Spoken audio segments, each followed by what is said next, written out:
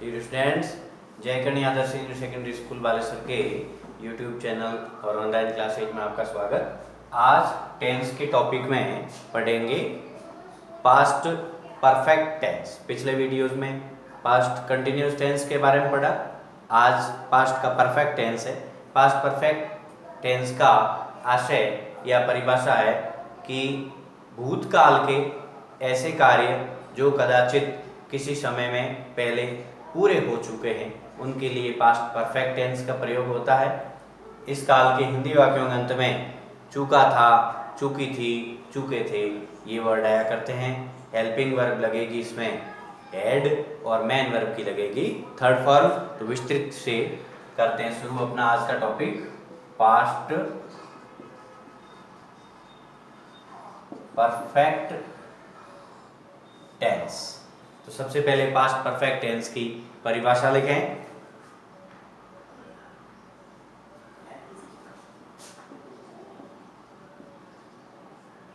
आशय या परिभाषा, इस काल के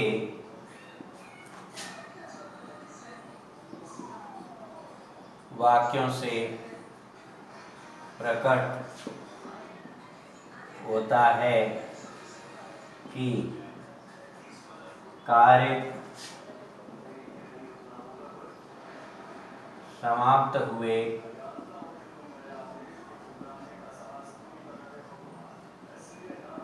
काफी समय हो गया है। इस काल के वाक्यों से प्रकट होता है कि कार्य समाप्त हुए काफी समय हो गया है, यानी कार्य काफी समय पहले पूरा हो चुका है। रूल्स में पहला रूल है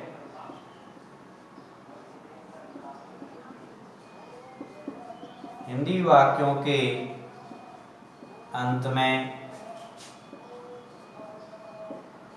चूका था, चूकी थी, चूके थे आते हैं। पास्ट परफेक्ट टेंस का कोई भी हिंदी का सेंटेंस होगा उसके अंत में चूका था, चूकी थी, चूके थे आदि शब्द आया करते हैं।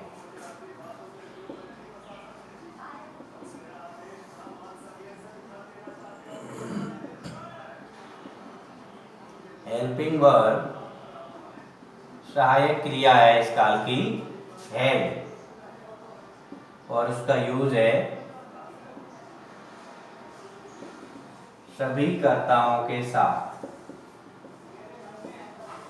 चाहे सिंगुलर नंबर हो या प्लूरल नंबर हो, सभी में हैड का ही प्रयोग होगा। एक ही इसकी हेल्पिंग वर्ब है।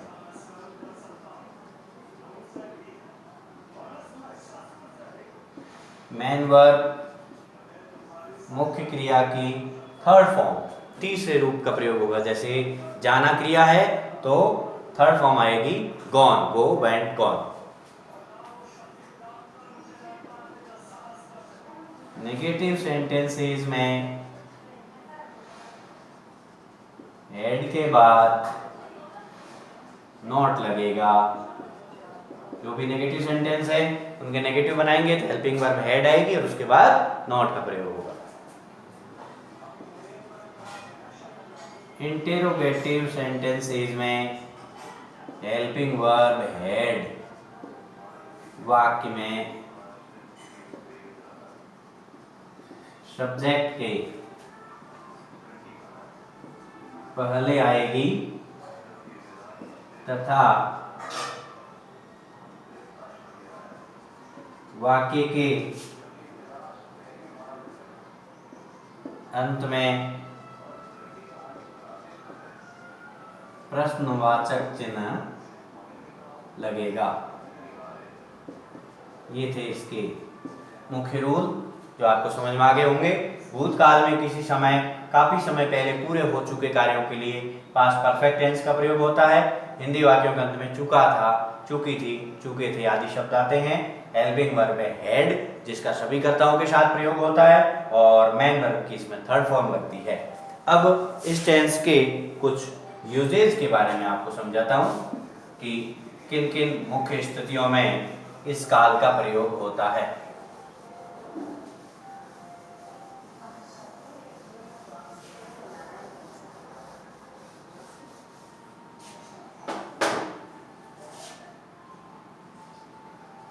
यूजेज मुख्य ये है इस काल में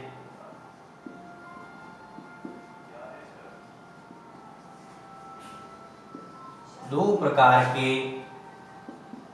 वाक्य दिए हुए होते हैं, जिसमें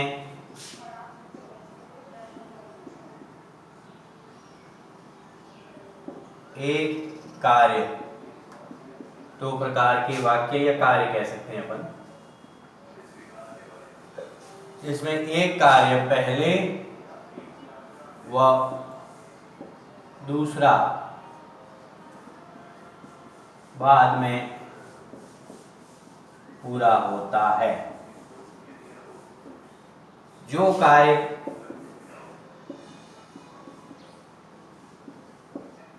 पहले होता है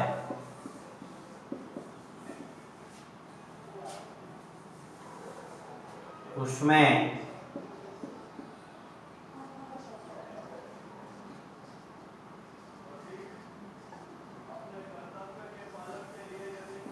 पास्ट परफेक्ट टेंस, जो कार्य पहले होता है उसमें पास्ट परफेक्ट टेंस अर्थात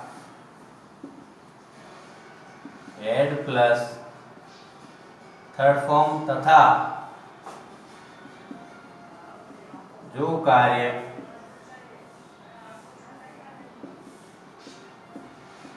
बाद में होता है उसमें सिंपल पास्ट टेंस आएगा।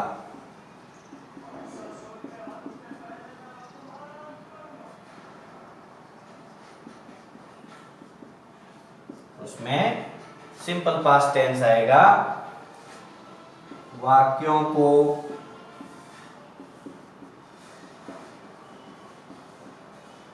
जोड़ने के लिए बिफोर, आफ्टर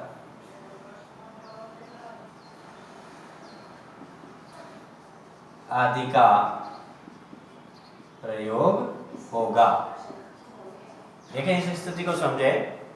इस काल में जो वाक्य आएगा उसमें दो प्रकार के कार्य दिए हुए होंगे, एक कार्य पहले और दूसरा कार्य बाद में पूरा होता है। आपको ध्यान रखना है कि जो कार्य पहले होता है अर्थात जो कार्य उस सेंटेंस में पहले समाप्त हो गया उसमें पास्ट परफेक्ट टेंस लगेगा।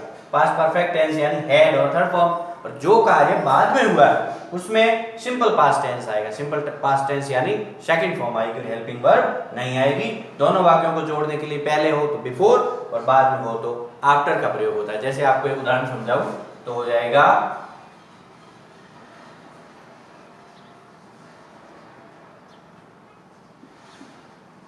the train had left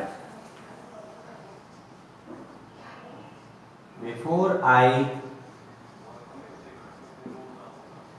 reached the station. The train had left before I reached the station, कि मेरे स्टेशन पहुंचने से पहले रेलगाड़ी जा चुकी थी। तो इसमें एक कार्य पहले हुआ है, एक बाद में हुआ है। पहला कौन सा कार्य हुआ? रेलगाड़ी का छूटना या रेलगाड़ी का जाना। तो इसमें हेड और थर्ड फॉर्म आ गई। द ट्रेन हैड लेफ्ट, दोनों वाक्यों को जोड़ने के लिए बिफोर का प्रयोग हो गया, और दूसरा काम जो बाद में हुआ उसमें सिंपल पास्ट आ गया, क्या आई रीच्ड द स्टेशन। तो ये इसका यूजेज, और फिर करते हैं इसके अगले यूजेज के बारे में। दूसरा, मैं इसको साफ कर देता हूँ, फिर दूसरा यूजेज करवाता हूँ।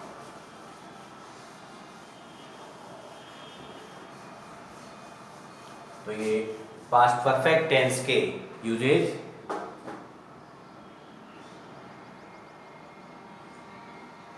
फिर इस टेंस का प्रयोग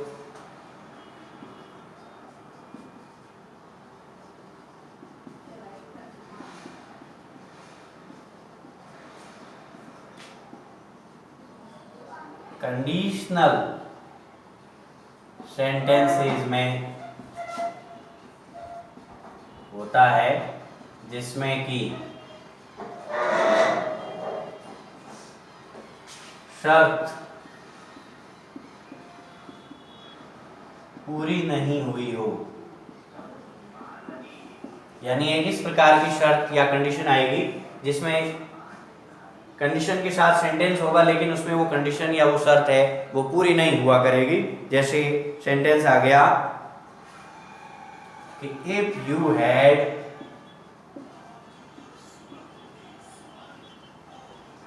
reached the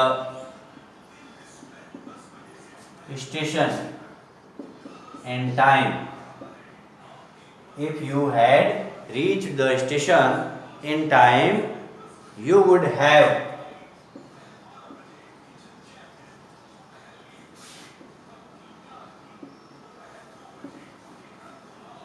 met your friend।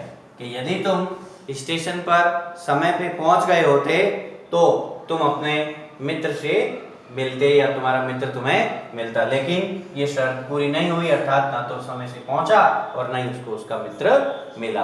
तो ये पास्ट परफेक्ट टेंस के सामान्य नियम, रूल्स और यूजेज हैं।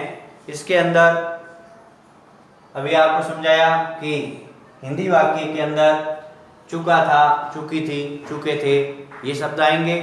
हेल्पिंग वर्ब हैड है इसकी, जो सभी कर्ताओं में आएगी, और मेन वर्ब की थर्ड फॉर्म का प्रयोग होगा, और सेंटेंस में एक कार्य पहले और एक बाद में होगा। इसका नियम अभी आपको समझाया।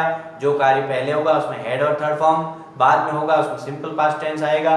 जोड़ने के लिए बिफोर, आफ्टर, इन शब्दों का प्रयोग होता है। तो ये पास्ट परफेक्ट टेंस के मेन रूल्स थे। अगले वीडियो में आपको पास्ट परफेक्ट टेंस के सेंटेंसेस के बारे में समझाएंगे। आप सभी वीडियो को देख के और इसको अच्छे से समझें। Thanks for watching. नमस्कार।